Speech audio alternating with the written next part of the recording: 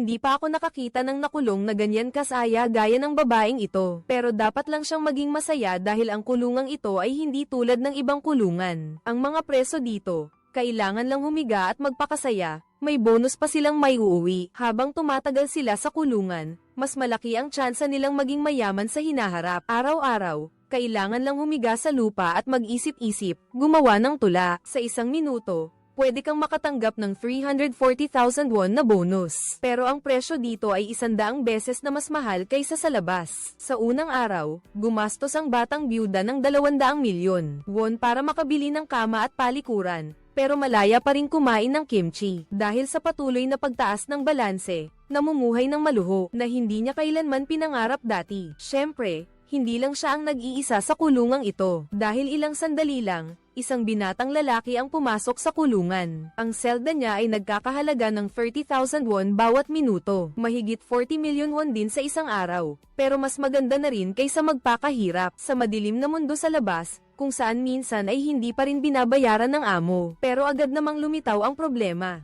Gusto ng binata na lumabas para umihi. Pero ayon sa patakaran ng kulungan, bawal lumabas sa gabi. Kung hindi, babawasan ng kalahati ang kanyang bonus, na sana'y pambili niya ng kumot. Pero kahit second-hand na kumot sa kulungan, ay hindi mura. Nagkakahalaga ito ng 71,100,000 won. Hindi makapaniwala ang binata at gusto niyang kanselahin agad ang transaksyon. Mas mabuti pang magtiis na lang para makatipid. Sinuri ng binata ang mga patakaran at nalaman niyang doble ang presyo dito. 100 beses na mas mahal kaysa sa labas, pero hindi yan hadlang sa masisipag na manggagawa. Kung hindi marunong kumita, pwede namang magtipid, di ba? Dahil hindi makabili ng kumot, bumili na lang ang lalaki ng 1 kilong lumang dyaryo at ilang kahon. Ang presyo ng mga to ay 4 na minuto lang ng orasan.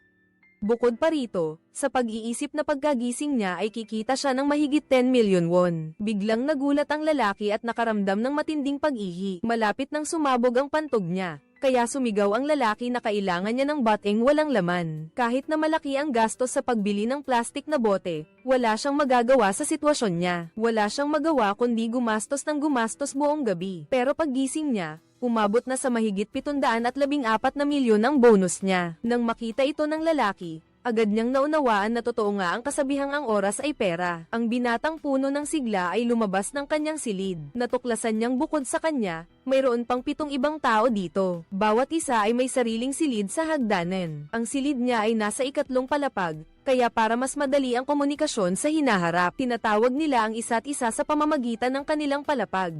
Ang countdown timer sa lobby. Ang ibig sabihin, ang oras na ikinulong sila ay hindi bawat isa ay may sariling orasan, kundi isang orasan lang na para sa lahat. Ibig sabihin, kailangan nilang magtulungan para makalabas at makuha ang premyo kapag naubos na ang oras. Sa ilalim ng countdown timer, may telepono at isang lagayan ng padala para maka-order sila ng lahat ng gusto nila. Pumunta ang nasa level 6 at bumili ng isang pakete ng sigarilyo at isang lighter. Bumaba rin ng 2 minuto ang countdown timer. Ibig sabihin, ang 1 minuto ay katumbas ng halagang 250,000 won. Mas mataas pa kaysa sa premyo ng karamihan. Pero kapag bumalik na ang oras, malalaman agad nila ang problema. Kaya nag-usap-usap ang lahat para pag-usapan ang tungkol sa pamimili. Pero iba-iba ang gusto ng bawat isa, kaya mahirap magkaisa. Hanggang tanghali, gutom na ang lahat pero wala pa ring napagkakasunduan. Sa puntong ito, napansin nila ang isang malaking problema. Iyon ay hindi sila makabili ng kahit anong pagkain o inumin. Si Tang Walong ay medyo nagdududa tungkol dito. Dahil kagabi, nakatanggap siya ng 12 libreng pagkain. Akala pa niya siguro sa kanya lahat yon. Kaya pumili siya ng kaunti sa bawat isa, tapos tinapon na ang iba. Nagagawa pa niyang maligo ng komportable gamit ang mineral water. Nagalit daw ang floor 3 nang marinig yun. Sabi niya, anong silbi ng magandang mukha kung walang utak? Lumabas na kumakain pala siya ng mag-isa habang nagugutom ang lahat sa baba. Talagang tipikal na makasarili ang floor 8. Sarili lang niya ang iniisip niya. Kahit na nagdahilan pa siya na hindi siya interesado sa mga lunchbox. At isa lang daw siyang kumakain sa isang araw. Pero ang ginagawa niya ay nagpapagalit sa ibang mga palapag. Pero kahit magalit sila, wala ring magbabago. Sige, palampasin na natin ang ginawa ng ika-8 palapag sa pagkakataong ito matapos malaman ang sitwasyon. Sabi ng ika-8 palapag, mula ngayon, isang bahagi lang ang iron niya araw-araw. Ang matitira ay ibabahagi niya sa lahat. Pero may bagong problema na naman. 12 bahagi ng pagkain ang ipinadadala mula sa itaas pababa sa pamamagitan ng conveyor belt. Kung gusto ng mga nasa itaas na kumain ng mas marami, magugutom ang mga nasa ibaba. Pansamantala nating isantabi muna ang problemang ito. Sabay-sabay silang pumunta para bisitahin ang mga kwarto sa ika-8 palapag, at nagulat sila sa nakita nila. Kung ikukumpara sa banyo sa ibaba, para na itong presidential suite kahit na hindi pa siguro nila nakita ang kwarto ng presidente. Pero ang mas nakakainggit sa kanila ay ang bonus ng ika-8 palapag. Doon lang nila naintindihan na mas mataas ang palapag, mas malaki ang kinikita. Ang ika-8 palapag, ang pinakamataas, hindi lang nagtataglay ng pagkain, kundi kumikita rin ng 340,000 won bawat minuto. Ang pinakamataas sa lahat, ang ika-7 palapag ay 210,000 won bawat minuto. Habang bumababa, lumiliit ang bonus at laki ng kwarto. Sa pinakamababang palapag, 10,000 won na lang ang natitira. Malinaw na ito ay isang maliit na lipunan na naghahati sa mga uri, at ang kanilang uri ay ganap na random. Ngunit isang bagay ang hindi nagbabago. Ang mataas na antas ay maaaring durugin ang mababang antas anumang oras. Sa puntong ito, biglang napansin ng lahat ang countdown timer sa lobby. 15 minuto na lang natitira. Lumalabas na ginamit ng 8th floor ang pera ng lahat para bumili ng maraming magagandang damit para sa kanya.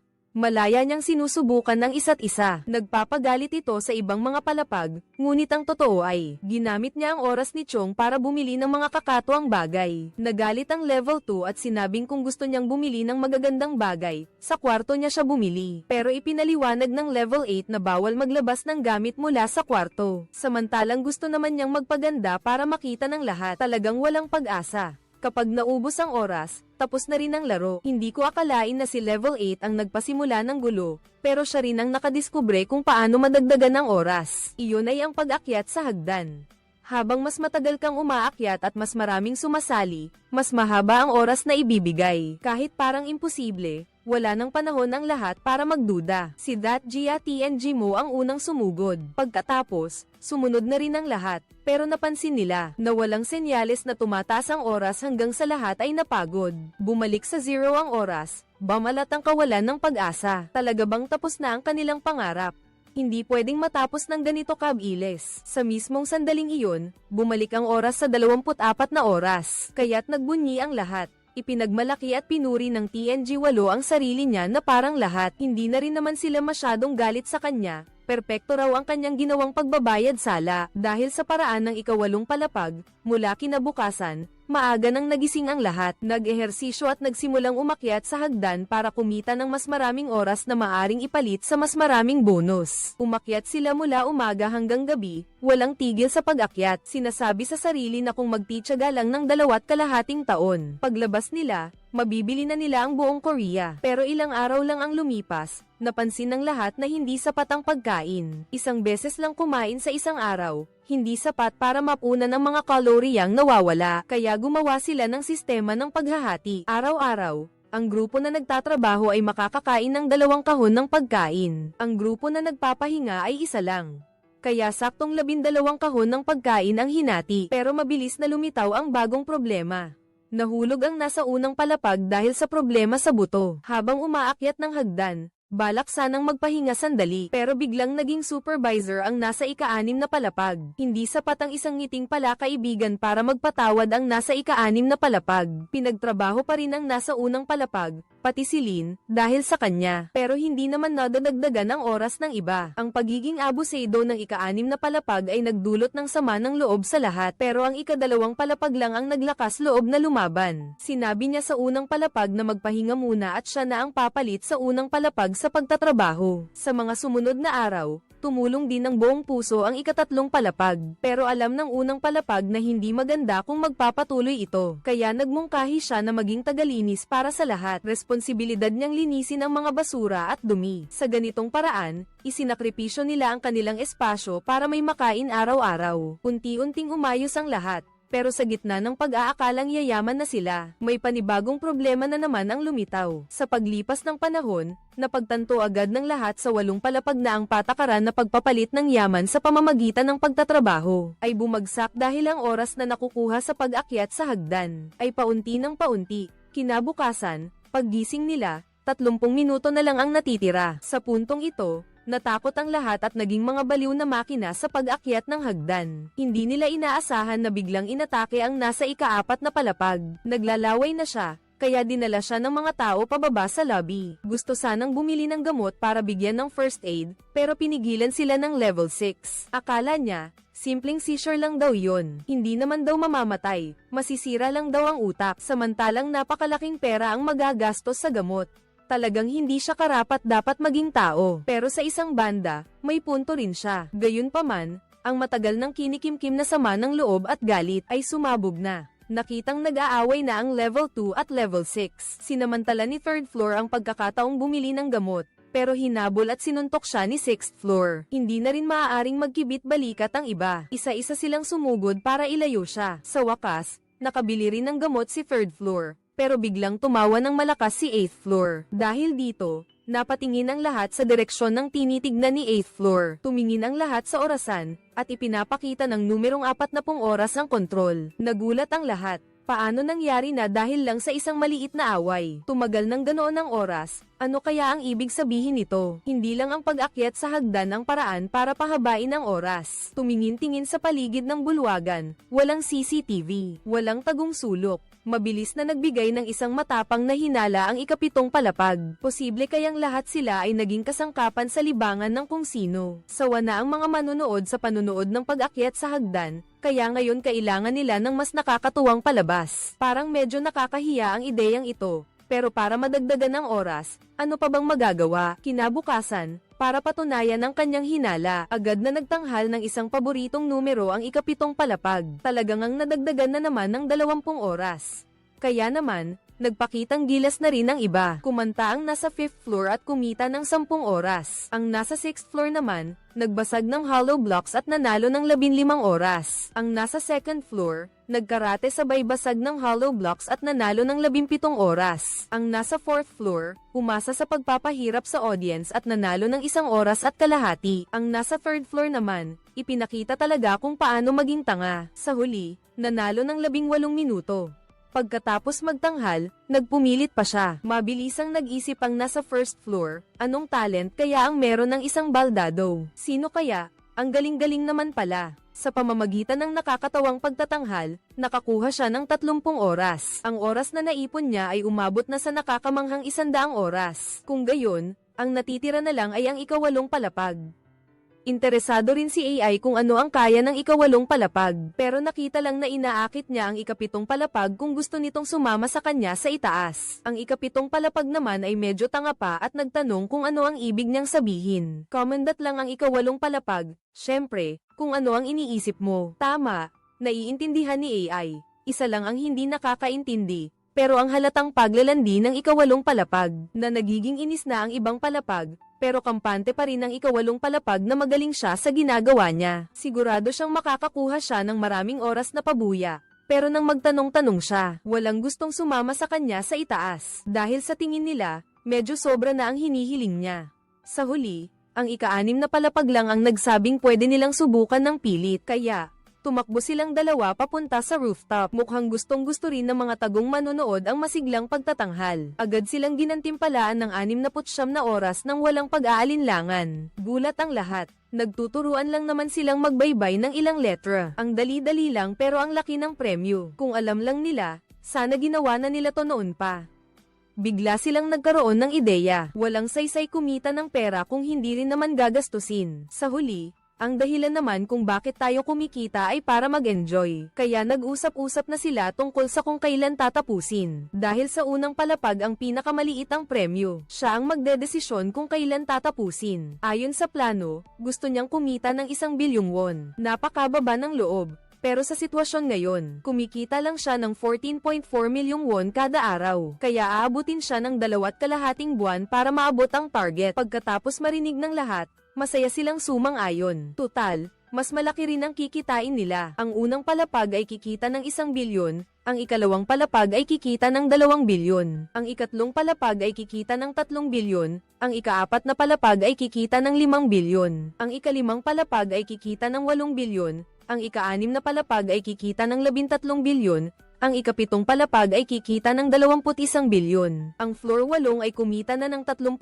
na bilyon, pero may bagong problema na naman. Dati, tinulungan ng nasa floor 1 ang lahat sa paglilinis dahil hindi siya gaanong makagalaw. Pero nang magpakita siya ng talento, nanguna siya. Kaya syempre, ayaw na niyang maglinis. Nang marinig ito ng lahat, naisip din nilang may punto siya, kaya nagmungkahi silang magkaroon ng secret ballot para pumili ng bagong tagalinis. Para na rin daw itong isang uri ng performance. Dahil ang kwarto ng floor 8 ang pinakamalaki at ang floor 3 ang nagbibigay ng pinakakaunting value ng oras. Kaya itong dalawang to ang naging pangunahing target para iboto. Dahil nag-abstain ng 5th floor, pansamantalang tablaang ba. Sa huli, ang pagkapanalo ng 8th floor ang lubos na nagpatahimik sa kanya. Hindi makapaniwala ang 6th floor nang marinig ito, kaya personal pa niyang kinumpirma. Ngunit pinatutunayan ng katotohanan na ang pagkamuhi sa mayayaman ay walang anumang pansariling interes. Dito pa, at saka ang mga dating kilos ng 8th floor, ay matagal nang nagpawalang gana sa lahat, maliban na lang siguro sa 6th floor. Kaya naman, matagumpay na naging palikuran ang kwarto ng 8th floor,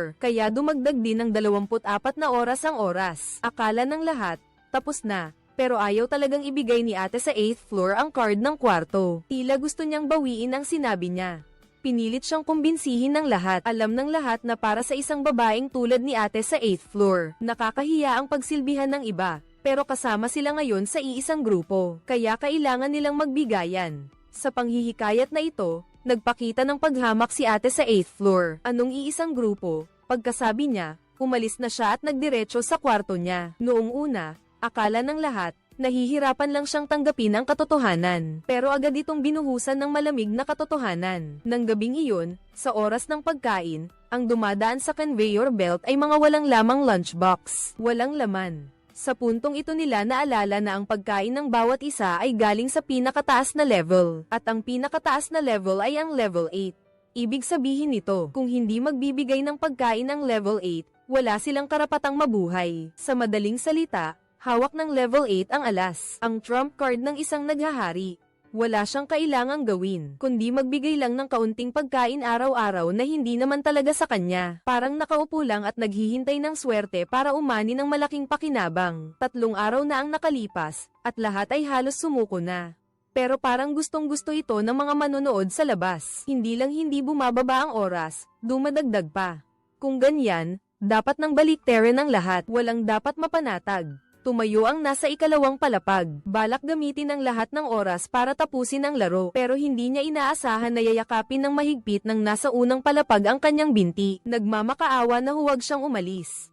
Hanggat hindi pa siya kumikita ng 1 bilyong won kahit na mamatay pa siya rito, hindi rin niya hahayaang matapos ang oras. Sa ganitong paraan, nakikitang umiiyak ng husto ang level 1. Tila naaalala naman ng level 3 ang mga araw niya sa trabaho. Hirap na hirap magbayad ng utang kaya kusang loob na nagpresintang maging bagong tagalinis. Dinala niya lahat ng basura sa kanyang silid para kumbinsihin ang lahat na siya na ang maglinis. Tuwang-tuwa pa siyang sabihin na pinakamababa ang kanyang performance. Kaya natural lang ito. Mga salitang puno ng sigla at pagmamahal. Gusto lang ni Ran na kumita ng mas malaki kaysa sa ika-4 na palapag mula sa ibaba. Pagkarinig nito, hindi na rin nakapagpigil at nagsabing tutulong siya sa ika-3 palapag na magpasan ng bigat. Ganyan talaga, hindi naman talaga sila nagmamahalan. Pero handa silang gawin ang lahat para lang makakuha ng pagkain. Kahit na magpanggap na mga profesional na artista. Walang kailangan na script, mga salita, o luha ng buwaya, basta't bumuhos na lang. Pagkatapos ng ilang taos-pusong paghingi ng tawad, binuksan din ng ika-8 palapag ang pinto. Yun pala, kanina pa siya walang pakialam. Nagkakasiyahan pa rin ang lahat sa kani-kanilang silid. Ngunit sa paumanhin at pakiusap ng lahat, nagbigay pa siya ng isang kondisyon, na mula ngayon, malaya na niyang magagamit ang pera ng lahat. Gusto niyang bumili ng kahit gaano karaming damit na gusto niya. Mabilis ding naging tauhan niya ang ika-4 at ika-6 na palapag. Naayos ang lahat, kaya ng gabing iyon.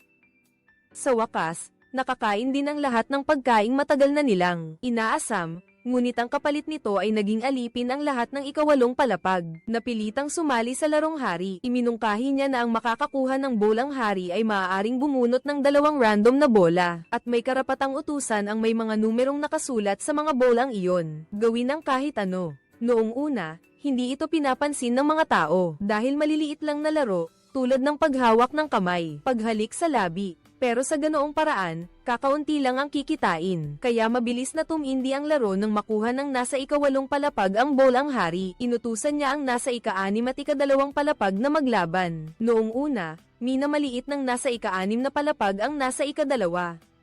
Hindi niya akalain na isa palang propesyonal na atleta. Sa ilang galaw lang, ginawa niyang baboy ang mukha ng ika-6 na palapag. Pero sa kasamaang palad, nasugatan ang kamay niya dahil sa pagbasag ng laryo. Ilang araw ang nakalipas, napansin ito ng ika-6 na palapag, at doon siya umatake, sa kahinaan niya. Pagkatapos, lalo siyang naging agresibo at inatake ng husto ang ika-2 palapag. Habang nakikipaglaban, pinipilit niyang sumuko ang ika-2 palapag. Pero hindi pumapayag ang katigasan ng ulo ng isang martial artist na magkasundo ang ika-2 palapag. Samantala, nag-aalala ang mga tao sa paligid para sa ika-2 palapag at patuloy. Pinapahinto sa ika-6 na palapag, pero hanggat hindi sumusuko ang ika-2 palapag, patuloy pa rin ang ika-6 na palapag sa pag-atake hanggang sa halos mamatay ang ika-2 palapag, bago magdesisyong sumuko. Ang madugong palabas na ito ay nagbigay sa kanila ng dagdag na 50 oras. Kaya naman bagbog sarado ang ika-2 palapag. Pero hindi pa tapos ang laro ng ika-8 palapag. Dahil sugatan ng ika-2 palapag, syempre pa, hanggat narito siya sa ika-8 palapag. May kapangyarihan pa rin siyang yuraka ng lahat. Gayunpaman, sa kalagayan ng ika-2 palapag, alam ng lahat na kung magpapatuloy ito, pwedeng mangyari ang kamatayan kahit anong oras. Isa sa 2 tauhan ng ika-8 palapag, ang ika-4 na palapag, ay nakaisip ng isang magandang paraan, ang gumamit ng stun gun bilang huling pamamaraan. Kung may ayaw maging ulo ng baboy at tumanggi sa utos ng hari, ay mapaparusahan ng kuryente. Siguradong magiging masaya yun. Sa ganun, siguro mas mabuti na yun kaysa magsapakan ng mga tao. Nakakatakot naman yan. Hindi masama ang ideya, at agad itong sinang-ayunan ng lahat. Kinabukasan, nagsimula na naman ang laro.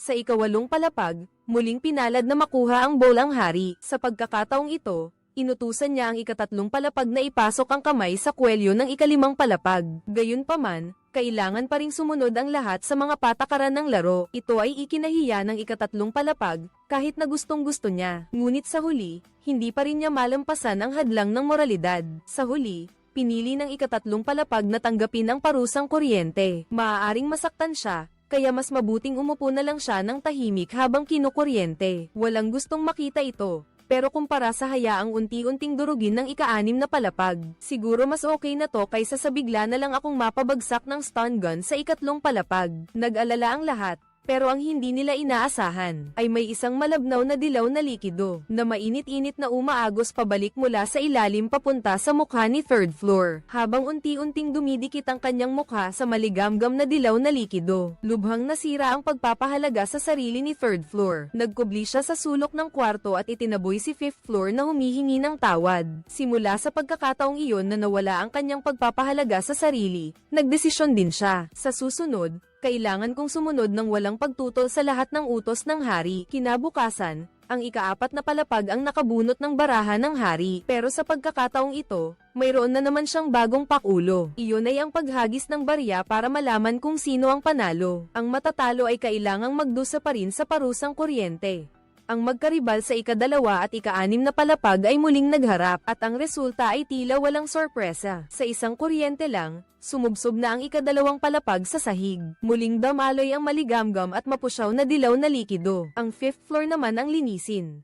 Kunin mo ang walis at maglinis ng maayos. Sa ika-3 araw ng laro, ang 8th floor na naman ang nakabunot ng hari sa isang himala, at sa pagkakataong ito, ang mga kalahok sa laro ay ang 2nd floor at 3rd floor. Sa puntong ito, tila malinaw na ang katotohanan. Inutusan ng 8th floor ang dalawa na magsampalan, hanggang sa isa sa kanila ay hindi na makayanan at sumuko. Doon lamang matatapos ang laro, at ang sumuko ay kailangang magdusa ng parusang kuryente. Kailangan pa ring sumunod ang lahat kahit alam nilang ang larong ito ang pinakamadaling paraan para magtanim ng galit, at ang galit din ang pinakamadaling paraan para hatiin ang loob mula sa loob. At habang tumatagal, lalong lumalalim ang galit. Sa ika-2 sampal, hindi na nakayanan ng ika-3 palapag. Nagtaas ng kamay para sumuko. Patuloy pa ring kinuryente ang ika-3 palapag. Doble ang sakit, doble rin ang kahihiyan. Muling nagkulong sa sulok ang ikatlong palapag, kinakain ng sakit at kahihiyan. Sa pagkakataong ito, biglang nakarinig ng katok sa pinto ang ikatlong palapag.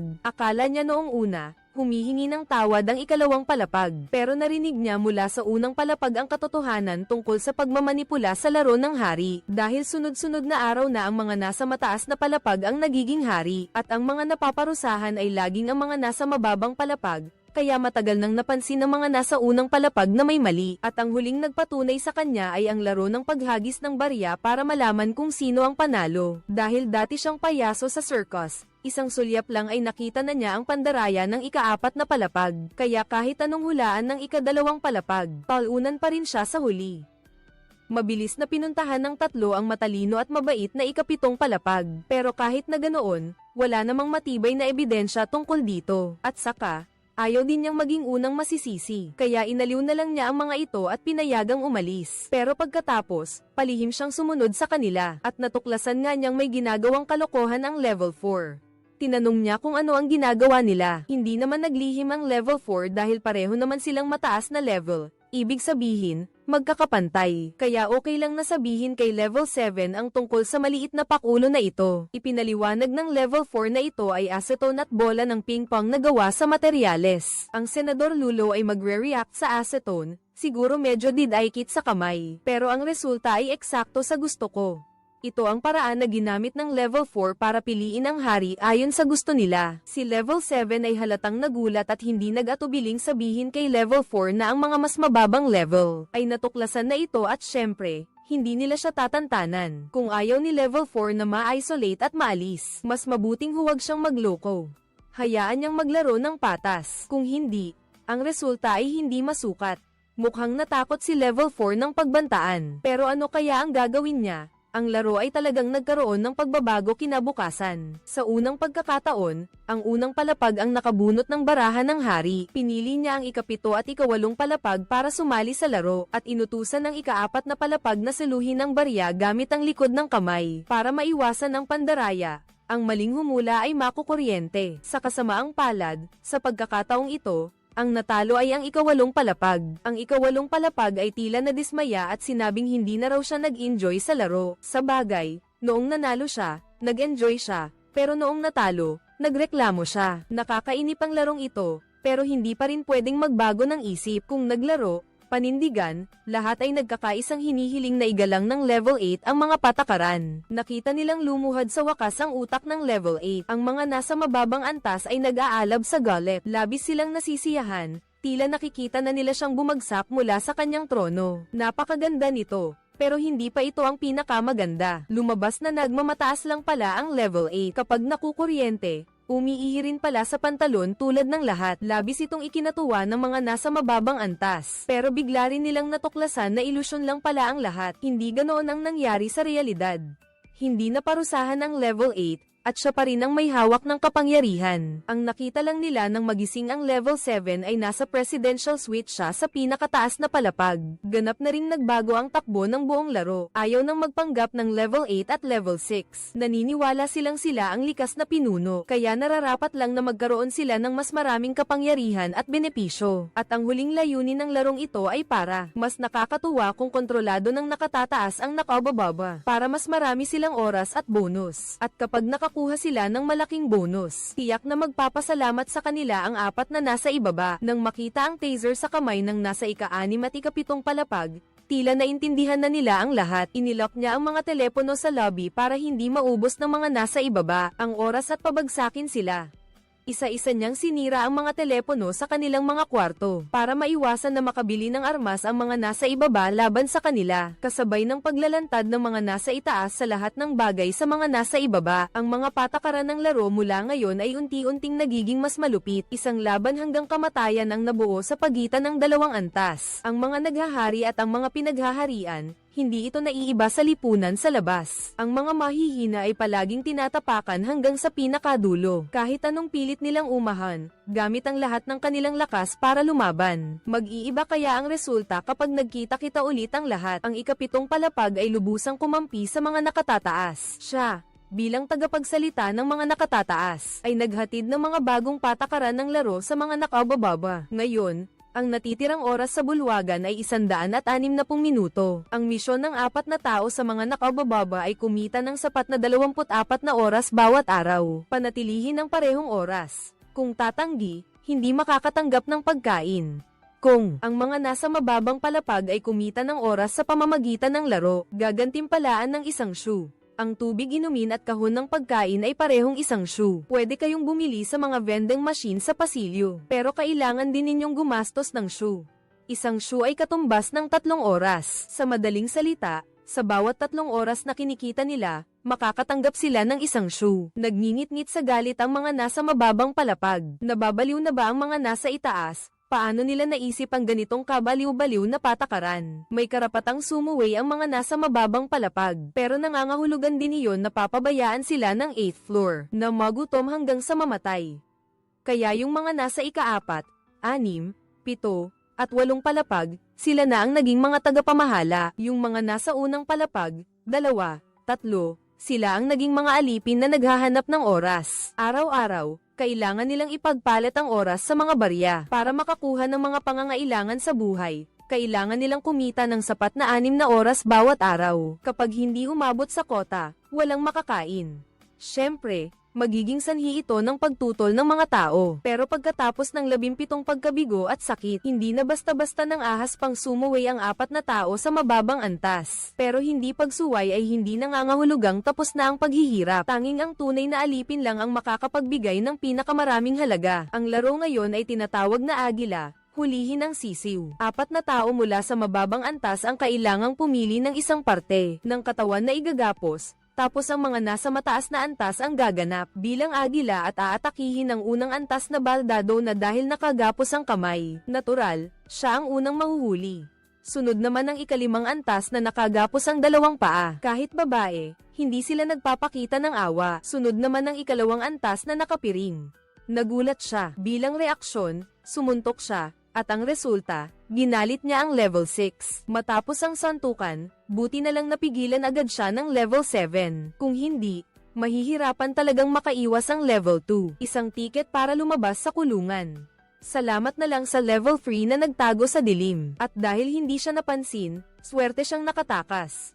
Kaya naman, hindi siya pinarusahan. Pero ang level 3 din ang naging tagapagpahirap. Sa huling bahagi ng laro, nakatayo siya sa gitna, may hawak na batuta, at nakapiring. Ang 3 natitirang tao ay binalot ng transparent tape sa ulo. Sunod, ang ika-3 palapag ay kailangang umikot ng 10 beses sa lugar. Ipagpag ang bat ng baseball para pumili ng taong mapaparusahan sa huli. Talagang ang laging hinahanap ng malas ang mga sawi. Kawawa naman ang unang palapag, nahimatay sa palo. Nakakuha rin sila ng 26 na oras sa larong ito. Sa kabuuan, 9 na barya, pero kahit sa araw ng sweldo, hindi sila tatantanan ng ika-7 palapag. Ang patakaran ay maaaring isulat ng bawat isa ang dami ng baryang gusto nila, pero hindi sila pwedeng mag-usap kung ang kabuuan ng 4 ay mas malaki sa 9. Kung ganoon, hindi sila makakatanggap ng sahod ngayon. Ito ang dilema ng isang preso. Sa pamamagitan nito, ginagawa nilang magduda ang mga naghihirap at magtaniman ng galit sa isa't isa, at sa gayon, ilipat ang hidwaan sa loob ng kanilang sariling uri. Matapos mag-isip ng mabuti, naramdaman ng nasa ika-3 palapag na maaaring magsulat sila ng $3. Pero kahit papaano, kailangan niyang mabuhay. Kaya binago niya ang $3 sa isa. Isang napakasamang resulta. Maliban sa kanya, lahat ay sumulat ng 2. Ang $1 ng nasa ika-3 palapag ay nakabili lang ng isang bote ng mineral water. Gusto na sana niyang sumuko, pero nakita niya ang gantimpala sa loob ng silid. Pilit pa ring nagpupumilit sumali sa laro. Ngayon naman, ang ika-2 palapag ang magpapahirap. Uumpisahan sa pag-ikot ng 10 beses at ituturo ang patpat para pumili ng pahihirapan. Patuloy lang ang larong ito. Ang kapalaran ng 2 uri ay hindi nagbabago. Sa huli, ang mga nasa mababang palapag lang ang bugbog sarado, habang ang mga nasa itaas naman ay nagagalak dahil nakakapang-api sila. Samantala, ang mga manunood sa dilim ay tuwang-tuwa sa mga gawa ng pagpapatuloy ng buhay. Sa loob ng bilangguan, ang mga nasa mababang palapag, kapag nasanay ng maging biktima, unti-unti, masasanay na sila roon, at magsisimula ng tanggapin ang realidad na taliwas sa mga nasa itaas. Kapag araw-araw nilang ginagamit ang ketchup na gawa sa pawis at luha ng iba para mabuhay, magsisimula rin silang tanggapin na makatwiran iyon. Sa paglipas ng mga araw, ang apat na tao sa ibaba ay nahaharap sa bagong problema. Dahil sa patuloy na pagpapahirap sa loob ng maraming araw, gusto ng bawat isa na kumuha ng dagdag na isang shoe. Ang resulta, lumampas sa 9 na shoe sa araw na iyon, kaya lahat ay nagutom. Sa wakas, napagtanto na nila na kung magpapatuloy sila ng ganoon, walang pag-asa pero hindi rin naman kayang lumaban ng marahas. Kaya gusto nilang magwelga para ipakita ang kanilang tahimik na pagtutol. Kahit na humarap sa galit na sigaw ng ika-6 na palapag, hindi pa rin gumalaw ang 4 na tao, pero ang pagkakaisa na ito ay agad na sinira ng ika-7 palapag. Kumuha siya ng isang coin, at tiniyak na kung sinong AI ang unang babalik sa kwarto, ibibigay niya iyon sa kanya. Sa puntong ito, medyo nag-aalinlangan na ang ilan. Nakita ito ng unang palapag at ika-2 palapag, kaya nagsalita sila para patatagin ang loob ng mga kasamahan. Kung ganoon, ibig sabihin, hindi pa sapat ang pakinabang. Agad na itinaas ng ika-6 na palapag ang premyo sa 10 coins. Sabi nila, kung sa loob ng 1 minuto ay hindi kayo makikipagkasundo, gagamitan na namin kayo ng dahas.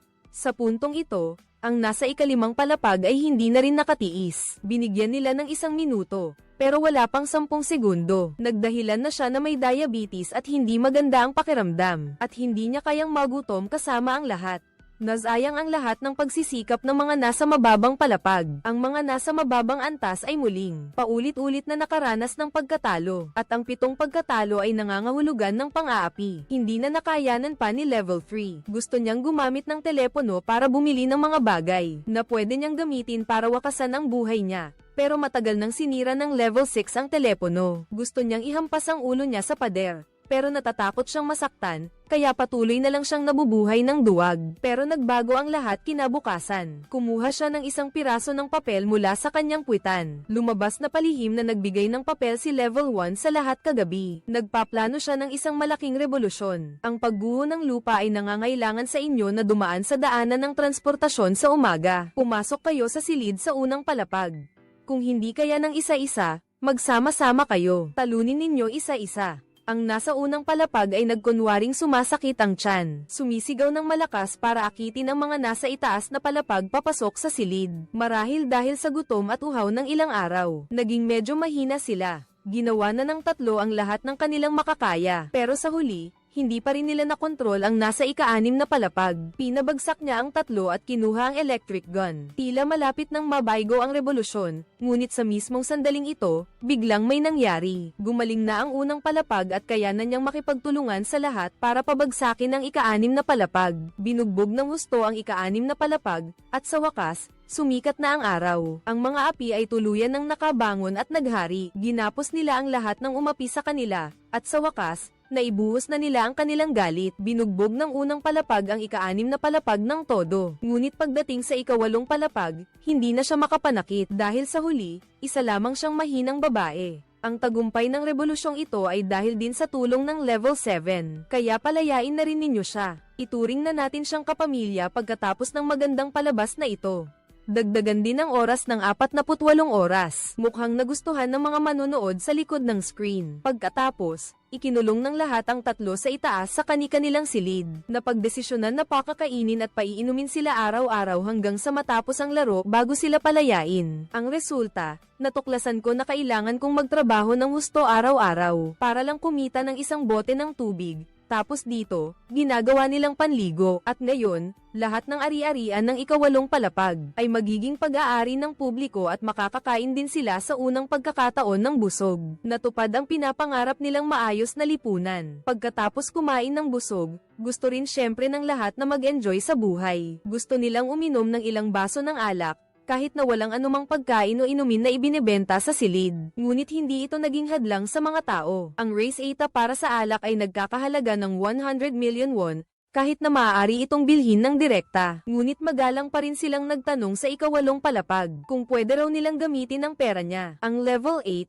syempre, napakakuripot, ayaw magbigay kahit kanino. Sabi niya, pwede raw nilang galawin ang pera niya, pero sa kondisyon na kalagan siya. Sa totoo lang, ayaw ng level 8 na Gina Gapos.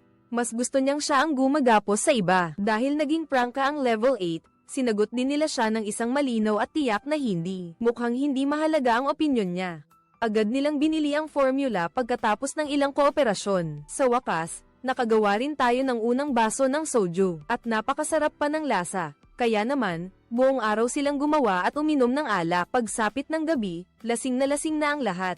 Nakaupo sila sa paligid ng apoy. Nag-umpisa silang magkwentuhan tungkol sa buhay at mga pangarap. Sa puntong ito, nagmungkahi si TNG Mo na tapusin ang masayang araw sa pamamagitan ng isang bowl ng ramen. Masarap na Korean ramen. Ano sa tingin ninyo? Talagang puro pagkain at inumin, tunay na diwa ng bansa. Sayang kung hindi susubukan. Kung paggawa ng alak, kaya pa. Pero ang ramen, imposible talagang gawin. Dahil napakahirap bumili ng kahit anong sangkap. Kaya naman, nagtanghal ang level 1 ng isang palabas na pagkain para sa lahat. Ang kapaligiran ay lubhang nakabibighani, at ang lahat ng nanonood ay nagsimulang gayahin ito, na para bang kumakain talaga sila ng masarap na ramen. Sa sandaling ito, ang ideya na tapusin na ang laro ay unti-unting pumapasok sa isip. Hindi inaasahan, biglang tumutol ang level 1. Dahil hindi pa raw siya kumikita ng 1,000,000,000 won. Nang marinig ito, nangako ang level 2 na paglabas nila. Pwede kayong mag-ambag para sa kanya. Sumang-ayon din ang iba nang makita iyon. Kaya nagkasundo na ang lahat.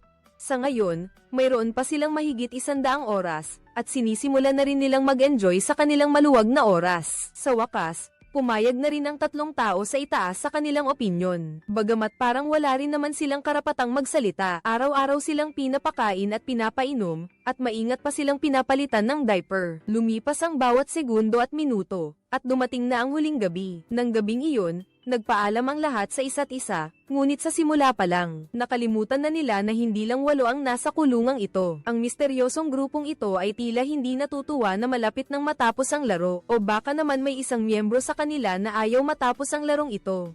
At syempre, kumilos sila noong huling gabi. Biglang namatay ang countdown timer at pagkatapos ay biglang tumaas sa 45 oras. Kahit pa umakyat si Leo sa hagdan o nakuryente, hindi pa rin nila nakukuha ang 24 na oras. Kaya kahit anong isipin, walang katotohanan ito. Kaya't napilitan ng lahat na mag-inspeksyon. Ang sitwasyon ng 3 natitira ay humantong pa sa paghuhubad para maghanap, pero wala silang makitang kahit anong bakas. Pero ang mas nakakatakot pa, kinabukasan, biglang tumaas ang oras sa 52 oras habang hindi pa rin alam ng lahat ang katotohanan. Nagsimula na namang mangyari ang mga insidente. Nakita na lang ng lahat na natataranta nang makita nilang puno ng syrup ang bibig ni Floor 4. Tila binunot ng AI ang ilan niyang ngipin. Pero AI pala, kaya pala tumataas ang oras.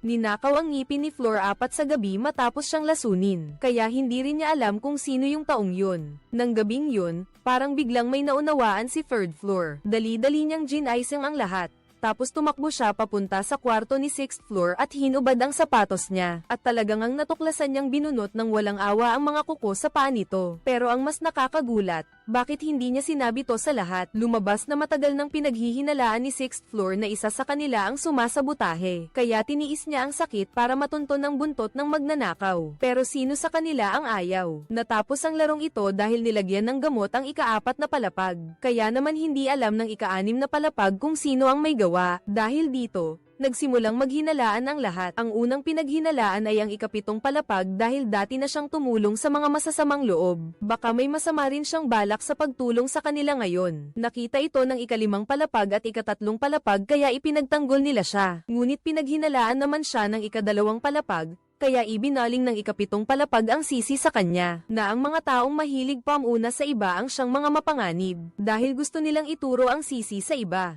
Kayong mga nandito, sa inyong mga hinala, tuluyan nang nawalan ng tiwala sa isa't isa. Kaya naman, ang 2nd floor ay naisip na lamang ang huling paraan. Iyon ay ang basta na lamang i-lock ang mga pinto ng kwarto ng lahat. Sa ganoong paraan, ang may masamang balak ay hindi na makakalabas para manggulo. Pero nagtitiwala lang siya sa 5th floor dahil simulat sa Paul. Palagi niyang nakikita sa kanya ang imahe ng isang santa na pinakakonti ang posibilidad na manakit ng iba. Kaya ipinagkatiwala niya sa kanya ang pag-aasikaso sa pagkain. Ang ikinikilos ng 3 tao sa itaas, Pero sayang, sila'y mga santa. Tinatawag silang santa dahil hindi lang sila mabait sa mababait, kundi nakakaramdam din sila ng awa sa mga masasamang tao. Nagpanggap na biktima pagkatapos magmakaawa ng todo. Kaya napilitan siyang magmakaawa sa level 2 na palayain sila. Mababait naman silang lahat. Kaya lang kung hindi sila napunta rito, hindi sana nangyari to. Wala na tayong masyadong oras, palayain na natin sila.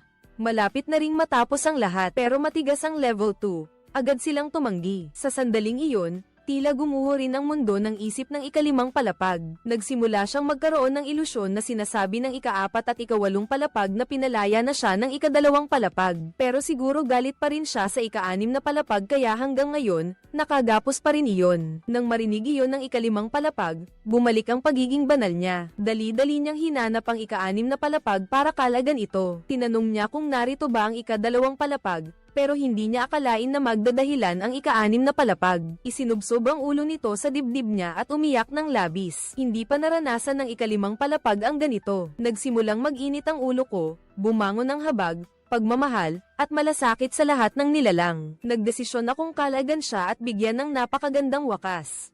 Malaya na ang lahat na umalis. Ang ganda, di ba? Pero sa sumunod na sandali, napagtanto ng nasa level 5 na ang pagiging mabait sa masama ay kalupitan sa sarili. Maganda ang intensyon, pero malupit ang realidad. Bumalik sa kamay ng mga nasa itaas ang mga batuta at taser. Nabawi nila ang kontrol sa buong laro, at pagkatapos ng maikling panahon ng kahihiyan, lalong naging sobra ang mga taong ito. Sa huli, lahat sila ay bagbog sarado. Kahit ang ika-5 palapag, ang maaway na ina ng lahat, ay iginapos. Pero hindi pa rin sapat iyon para mapawi ang galit ng ika-6 na palapag. Kaya nagpa siyang maglaan ng oras para bumili ng baril. Para hanapin ang traidor at isang putok lang, tapos na ang lahat. Pinapaluhod niya ang mga ito sa harap niya. Ang ika-4 na palapag naman, may hawak na baseball bat at nagbabantay. Matapos tanungin isa-isa, lahat sila'y itinangging sila ang may sala. Alam ng ika-6 na palapag na may nagsisinungaling, pero ayaw na niyang magsayang pa ng oras sa kanila. Kinuha niya agad ang baril at naglaro ng Russian roulette sa lahat. Swerteng nakaligtas ang nasa ika-2 palapag at hindi tinamaan. Pero galit na galit ang nasa ika-6 na palapag sa mga maswerte. Agad kinuha ang baseball bat at pinagpapalo pa siya. Sunod naman ang nasa ika-7 palapag, hindi masyadong maganda ang kanyang swerte. Agad binaril sa hita para maiwasan ang labis na pagkawala ng dugo na maaaring ikamatay. Dali-daling hinubad ng nasa ika-4 na palapag ang kanyang damit para bendaan siya. Sunod naman ang nasa unang palapag, sayang at isa lang ang kanyang binting maayos. Nagmamakaawa ang nasa unang palapag sa nasa ika-6 na palapag na huwag nang galawin ang natitira niyang binti. Dahil pagkalabas niya ng kulungan, kailangan pa niya iyon para kumita. Sa matinding pakiusap ng nasa unang palapag, ang nasa ika-6 na palapag, ay sinabihan lang siya na manalangin ng taos puso, at saka siya nagsimulang maghanda para kalabitin ang gatilyo. Pero sa mismong sandaling iyon, biglang nagsalita ang nasa ika-3 palapag, sinasabing alam niya kung sino ang may sala, dahil sa loob ng kwarto, lahat sila ay may CCTV. Ibig sabihin, kaya nilang bumili ng video recording para malaman kung sino iyon. Nang marinig yan ng 8th floor, dinala agad niya ang 6th floor para magtrabaho. Hindi ko akalain na epektibo pala to. Ang salarin pala ay ang 1st floor, ang taong mukhang pinakamabait at madaling utuin.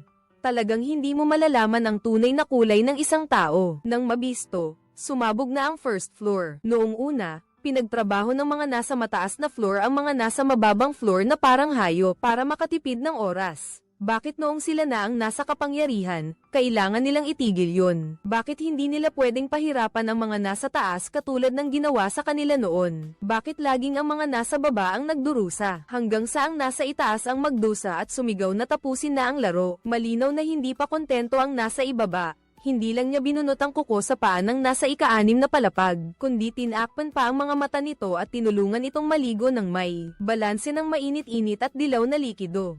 Nakita ng nasa ika-6 na palapag ang eksenang ito sa camera. Nag-alab ang galit sa puso niya, nanumpa na parurusahan ng kumag na iyon at tatapusin ang larong ito. Dahil ayon sa orihinal na patakaran, kung may isang mag-log out, mapipilitan ding huminto ang laro. Kaya, napigilan ng nasa ika-8 palapag ang padalos-dalos na aksyon ng nasa ika-6 na palapag. Nabali ang buhay niya nang siya'y mahulog. Kaya nawalan siya ng kakayahang gumamit ng dahas. Dito sa ika-8 palapag, tuluyan nang naangkin ang kapangyarihan. At ang programang ito, na may mga biglaang pagbabago, ay labis na kinagigiliwan ng mga manunood. Kaya't ang oras ay nadagdagan ng 150 oras. Unti-unting nagsawa ang ikawalong palapag sa pagkuha ng oras sa pamamagitan ng pagsasamantala. Dahil pakiramdam niya, hindi pa rin ito sapat na kapanapanabik. Inutusan niya ang lahat na ibalik ang ika-6 na palapag sa kanyang silid. Tapos iginapos naman ang lahat at ipinasok sa silid. Dito pa lang talaga magsisimula ang laro. Ang ikawalong palapag,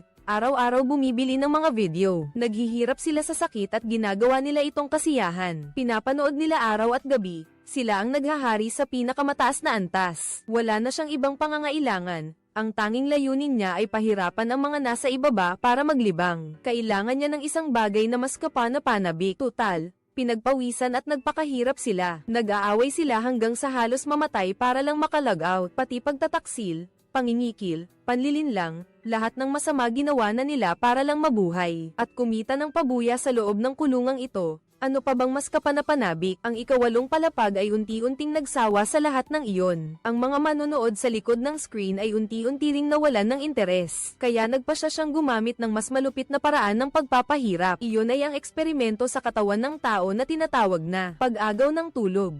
Ginawa niyang mga alipores niya ang ika-4 at ika-5 palapag. Iutos niyo sa kanila na igapos ang lahat sa upuan. Balutan ng tape ang katawan, gamitan ng sipit para ibuka ang mga mata. Siguraduhin hindi sila makakatakas at hindi makapipikit. Sa huli, ilubog ang ulo nila sa isang makipot na tangke ng tubig. Patuloy na magbuhos ng tubig sa loob. Pilitin silang magpigil ng hininga. Pipilitin silang manatiling gising sa loob ng 24 na oras, at unti-unting guguho ang kanilang isipan dahil sa antok at mga imahe. Ang ganitong uri ng eksperimento ay lumampas na sa saklaw ng laro, at wala rin itong anumang praktikal na kahulugan. Gusto lang talagang magsaya ng ikawalong palapag. Kahit ang pagpapahirap noong Middle Ages ay mapapahiya sa mga nakaraang araw. Ang ika-4 at ika-5 palapag ay pinapakain sila araw-araw para mapanatili ang kanilang mga bodily function.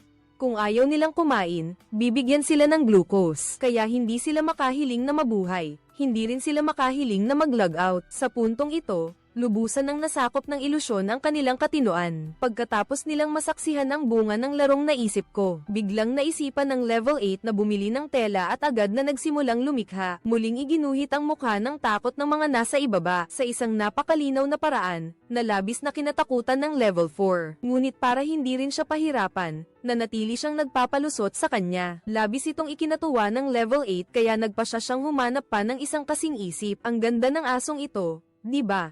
Pero sa unang pagkikita, dumumi agad sa level 4. Talagang walang modo. Pero sa harap ng level 8, mas pinapaboran pa rin ang aso kaysa sa level 4. Kaya wala rin siyang nagawa kundi ngumiti na lang. Sa araw, nagpapabango, sa gabi naman, nagpapakain sa aso ng 8th floor. Unti-unti na ring naiirita sa kanya ang 4th floor at lalo siyang natatakot. Paano kung isang araw, magwala ang 8th floor? Baka pati siya na alalay nito ay damay. Kaya mas mabuti pang kunin na lang ang pera at umalis. Hindi niya akalain na maririnig niya mula sa first floor ang isang napakalaking sikreto. Sabi ng first floor, pwedeng magpalit ng kwarto ang 4th floor at 8th floor. May paraan para magpalit sila ng posisyon. Kapag naging level 8 na si level 4, kahit anong gusto niyang gawin, pwede na. Kaya pala, simula't simula pa lang, hindi na kontento si level 1 sa kwarto niya. Sinadya niyang tumawag para magtanong tungkol sa pagpapalit ng kwarto. Ang resulta, nalaman niyang kailangan ng 1 bilyong won para makaakyat ng level 8. Naalala ang dating pag-uusap, kaya ngayon naiintindihan na ng lahat kung bakit gustong kumita ni level 1 ng 1 bilyong won. Kaya pala, simula't simula pa lang, wala siyang balak umalis sa kulungang ito, kundi gustong kumita ng 1 bilyong won para makaakyat sa level 8. Para maging pinuno, nagpanggap siyang mahina at madaling apihin. Ang lahat ng ito ay para sa huling layunin na maging isang masamang dragon. Ang kwento ng unang palapag ay matagumpay na nakaantig sa ika-4 na palapag. Bakit hindi pwedeng maging pinuno ang ika-4 na palapag? Sa ika-8 palapag, kaya sinabi rin niya ito sa iba. Inanyayahan silang sumali at naghanda para sa ikalawang revolusyon. Ang ika-8 palapag ay abala sa kanyang mga likha gabi-gabi at binabantayan silang mabuti. Sa araw lang siya lumalabas para maglibang at magpahinga. Kaya ito na ang pinakamagandang pagkakataon para kumilos. Tuwing pagkatapos mag-golf, naghuhugas pa siya. Pwede nang samantalahin yan ng level 4. Nakawin ang armas niya, tapos palihim nakalaga ng level 5 ang lahat. Paglabas niya, Saka natin siya bigyan ng huling atake. Napakahusay ng planong nabuo. Sa isang iglap, dumating na ang araw ng pagkilos. Ang level 4, patuloy pa rin sa pagiging utusan ng level 8 gaya ng dati. Ang level 5 naman, sinimulan na ang pagkilos. Mula sa ibaba pataas, isa-isa nating ililigtas ang lahat. Pero kahit gaano kaganda ang plano, laging mayroon na hindi inaasahan. Parang napansin ng aso na gumagapang ang nasa level 5. Sa hagdanan sa ibaba, kumakahol ng malakas. Nakita ito ng level 4 at sinubukang iliga ang level 8. Pero sa pagkakataong ito, muling may nangyari. Dahil sa matagal na pagpapahirap, hindi sumunod ang paa ng level 3 at natamba. Biglang kumahol ulit ng malakas ang aso at dahil dito, napansin din ng level 8 na may mali. Nag-alala ang level 4 at nagmadaling magdahilan. Hindi ko akalain na biglang susugod ang aso. Mabilis na inakyat ng aso si level 8, at malapit na silang mahuli. Kaya napilitan si level 5 na itago pansamantala si level 3 sa kwarto ni level 6. Pero hindi papayag si level 6 na mangyari yun. Agad siyang sumigaw, kahit na mabilis siyang napigilan ng dalawa. Pero narinig pa rin ni level 8 ang ingay, kaya mabilis siyang tumakbo at sinipa ang pinto. Hindi inaasahan na si level 4, na isang parasito, ang siyang magtatagumpay sa huli. Si level 8, ang naghahari, ay muling napatalsik. Ang kalayaang hindi pa naranasan ay hindi gaanong mahalaga, pero ang mawala ito at muling mabawi ay hindi malilimutan. Nasaksihan ito ng lahat at napahagulgol sila. Sa wakas, masaya silang nagyakapan. Ito ang tunay na paglaya, nagtagumpay ang revolusyon. Ang ika-6 na palapag ay hindi na makagalaw dahil nabali ang kanyang gulugod. Ang ika-8 palapag naman ay nakagapos sa lupa kasama ang aso. Nasa kamay na rin ng mga nasa mababang palapag ang lahat ng armas, nakita nilang wala ng panganib. Ngunit sa pagkakataong ito, nagkaisa ang lahat at walang nagbanggit ng pagtatapos ng laro. Sa halip, pinag-usapan nila ang tungkol sa pagpapalitan ng palapag na napag-usapan na noon. Pero bago yun, kailangan munang hanapin ng level 5 si level 6 para makaganti. Gusto niyang kastrahin si level 6 nang walang anesthesia o pamamanhid. Dahil sa ganun lang niya malulunok ang galit niya sa pagtataksil ni level 6. Bago yun, pagkatapos ng lahat, sa wakas na pag-usapan na ng lahat ang totoong pakay. Ayon sa napagkasunduan, malaki ang ambag ni level 4. Kaya naman, siya ang makakakuha ng level 8.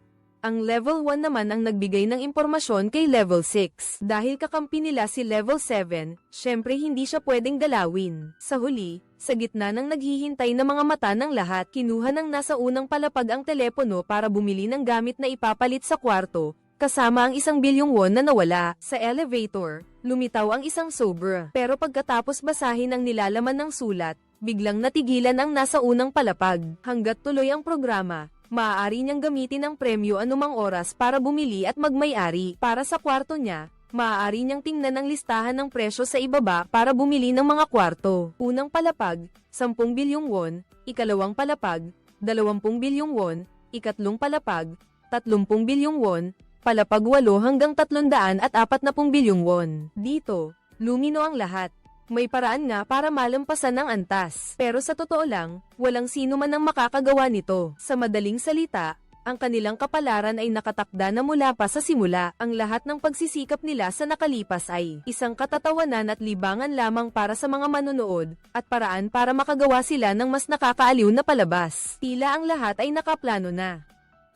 Ang lahat ay isang laro lamang ng pusa at daga ng mga naghahari. Kapag ang matagal ng pinakaiingatang pag-asa ay nawasak, ang isa ay lubusang nasisiraan ng loob dahil sa malupit na katotohanan. Gusto ng isang pagtatapos sa lahat. Nakita na lang siyang nagtutok ng baril sa lahat. Huwag kayong gagalaw. Kailangan nating ituloy ang larong ito. Hanggang sa kumita ang unang palapag ng sapat na pera para makapagbago ng estado. Nakita yan ng ika-8 palapag, humiga sa lupa at tumawa ng parang baliw. Dahil kahit gaano pa magsikap ang mga taong ito sa buong buhay nila, hindi nila kayang kumita ng mas malaki kaysa sa kanya. At sa sandaling ito, ang oras sa bulwagan ay muling nadagdagan. Nakita yan ng ika-8 palapag at mas lalong tumawa ng malakas.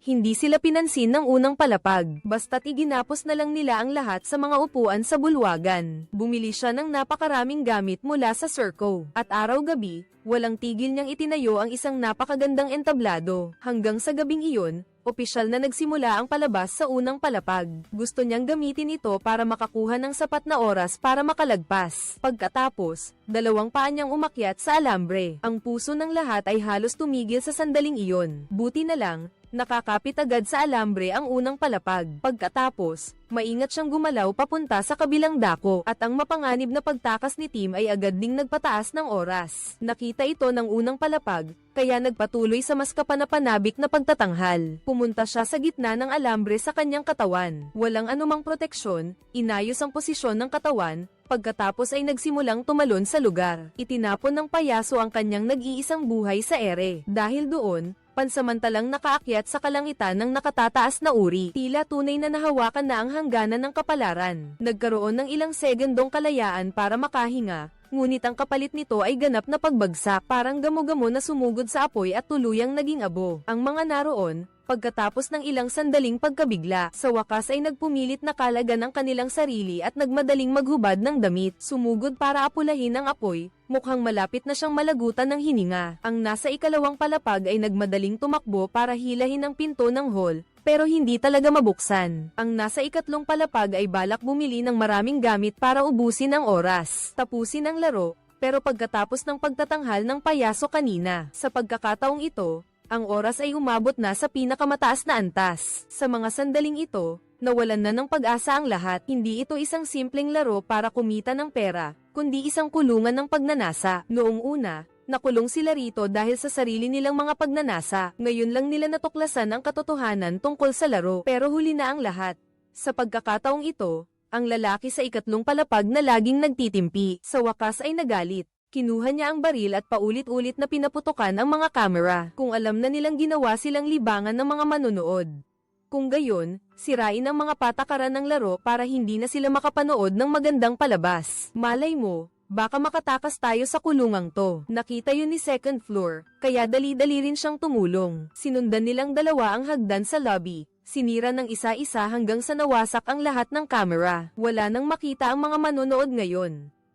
Wala na silang mapaglibangan, at epektibo nga ang paraang ito. Hindi nila inaasahan na pagkatapos sirain ang lahat ng kamera, nabuksan din sa wakas ang pinto ng silid, pero sa puntong ito, huling hininga na ni first floor. Buong buhay ni first floor, gusto niyang umakyat pa, pero ang isang munting tao na gaya niya ay dapat marunong tumanggap ng kanyang kapalaran at huwag maghangad ng imposible. Sa huling sandali, naalala ni TNG Mo ang kanyang munting anak na babae. Nagpaumanhin din siya sa lahat. Pagkatapos ay si TNG Ba ay dahan-daang lumabas ng pinto, ngunit ang sumalubong sa kanya ay hindi mga bulaklak at palakpakan, kundi mga upuang walang tao sa loob ng teatro, at isang sobre sa harapan na may isang pangungusap lamang sa loob, na nagsasabing ang bonus ay ililipat na sa kanyang account. Pagkatapos noon, dahan-daang bumukas ang kurtina sa entablado. Ibinunyag ang malinaw na mensahe ng pagtatapos. Sa wakas, nakauwi na ang third floor. Ginunita niya ang nakaraang 2 buwan na parang isang panaginip, ngunit walang tigil siyang pinapaalalahanan ng balanse sa kanyang account, na ang lahat ng ito ay totoo. Ang pagpanaw ng first floor ay nagdulot sa lahat ng matinding panghihinayang, kaya't sa huli, nagtulungan ang lahat para mag-organisa ng libing para sa kanya. Hindi nakarating ang 6th floor dahil sa problema sa buhay, kaya nagpadala ng isang wreath ang 7th floor sa bahay ng 1st floor noon pa man. Hinati niya ang kalahati ng kanyang bonus sa pamilya ng taong yun. Lumala ng lumala ang pagkasira ng ulo ng 8th floor. Paglabas niya, nagmaneho siya ng backhoe. Giniba ang National Museum of Modern and Contemporary Art. Sa isang gabi lang, hindi lang nawala ang lahat ng bonus niya, kundi naipasok pa siya sa mental hospital kung saan pwede siyang magwala kahit kailan niya gusto. Kaya pansamantalang natapos ang laro ng 8 tao. Ngunit kasabay ng pagtatapos ng isang panahon, isang bagong panahon din ang unti-unting magbubukas. Magkakaroon muli ng 8 bagong tao na bubuo ng isang bagong lipunan. Bagamat ang paraan ng pagpapakita ay bahagyang magkaiba, wala itong pinagkaiba kundi ang paulit-ulit na karahasan, kapayapaan, at pagkatapos ay karahasan muli.